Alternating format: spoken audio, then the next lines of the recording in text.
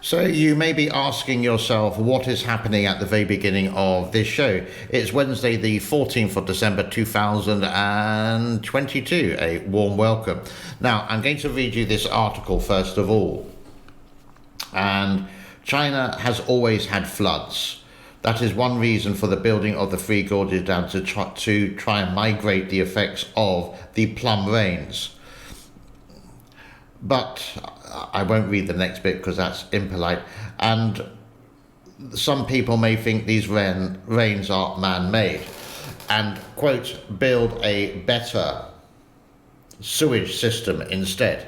They seem to build lots of these dams in China and they seem to not improve the conditions of the cities that will flood. Now, this year, 2022, it was the opposite and it had really big droughts in China and incredibly hot temperatures in Chengdu in Sichuan, which was up to 42 degrees, when normally it would be in the summer, maybe 29 to 30. So why is the Three Gorges Dam in a critical condition? Well, that's one reason. We'll look at the levels in a moment or two. I will show you the latest satellite pictures while we're speaking.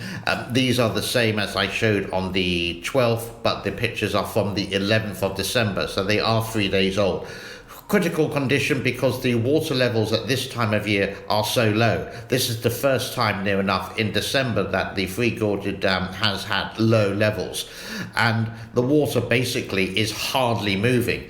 Therefore, you're going to have stagnant sand, stagnant pollution, stagnant trash at the Three Gorges. We've all seen the pictures before, and on a daily basis without any rain coming in until, well, maybe if it's a normal year in China, but what is a normal year in China anyhow, the water levels need to go down to 145, but they need to be now at about 170.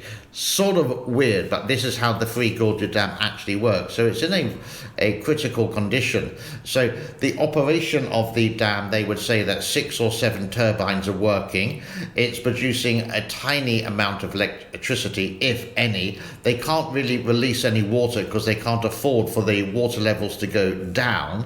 Therefore, you're going to have some problems with water downstream of the dam. The list goes on and on.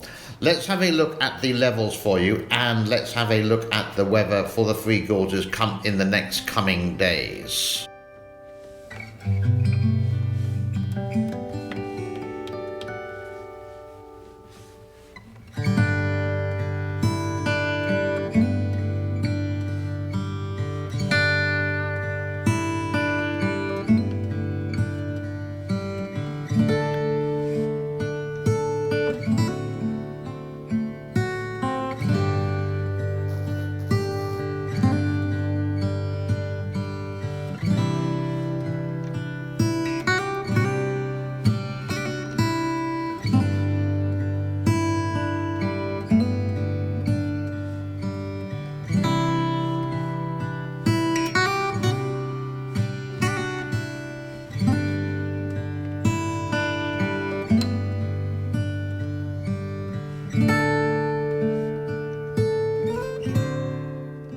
So the drainage system, as we mentioned earlier, is not the best in the world. In fact, it really does suck.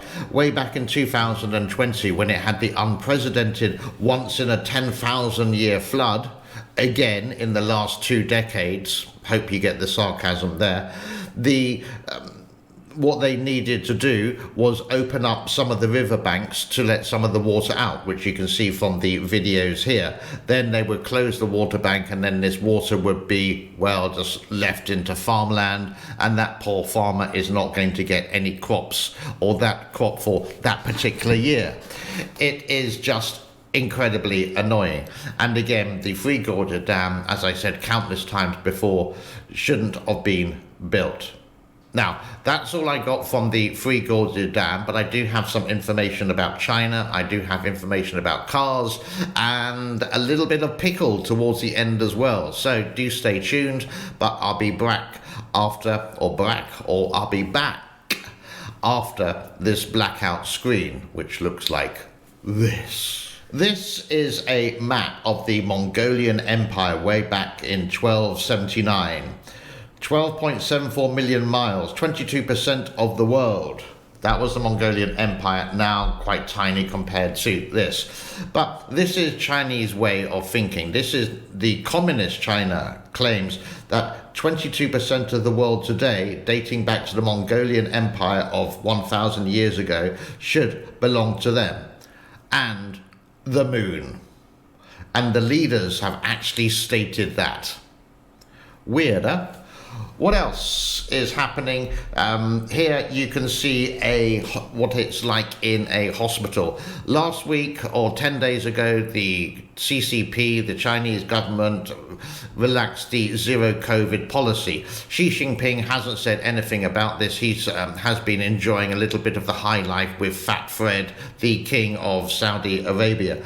And you would think that people would be happier with this, but a lot of people are actually scared, maybe because of brainwashing, in fact, that they don't know. And quite a few images of hospitals have come like this. Now, it is flu season around the world, especially in the northern hemisphere, where a lot of countries, not here thankfully, is cold and wet and wintry, for example, and hospitals are getting full. So is this brainwashing? Is this the government saying, well, you wanted the end of the lockdown, you wanted no testing, this is what's going to happen?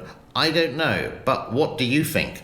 And this is ironic in a different way. If I go to the next picture here, this is a subway station in Beijing in rush hour, according to this post on Twitter. Now, whether it is rush hour or not, or it's fake, I don't know.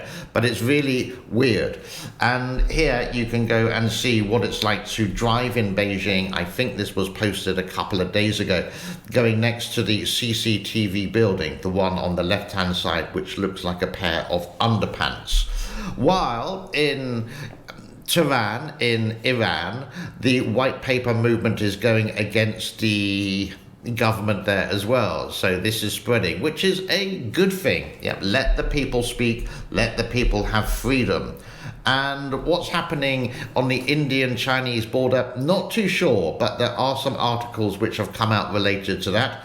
One more thing I've got to show you before another break. What do you want to be when you grow up? Now, please note on the bottom right-hand side, this is Sat Istika, or whatever it is, which is a analytic company from China. You can see here that 20-something% in the USA want to be a vlogger, while in China they want to be an astronaut. For the people, I'm not too sure the age group.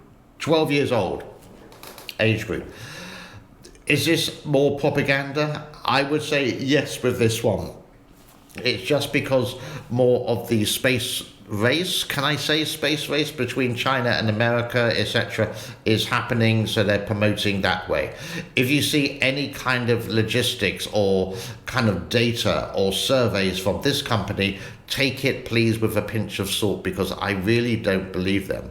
How this is going to get better in China, they've just got to start telling the truth. The government has got to start to telling the truth. Honesty is the best policy, even though short term may be like it hurts, but long term is going to be beneficial. Simple things in life. Time for another blackout screen, and maybe there's an advert in here as well.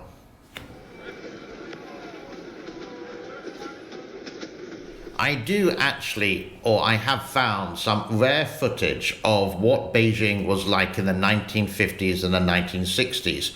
In this video, this is when they started to build the ring road around Beijing. Beijing has six ring roads, basically, and 6 ring roads, and this is ring road number 3, but they actually tear down the walled city just to build this kind of infrastructure way back in time, before before the Great Leap backwards or the Great Leap forwards, and also the Cultural Revolution. Have a look at this.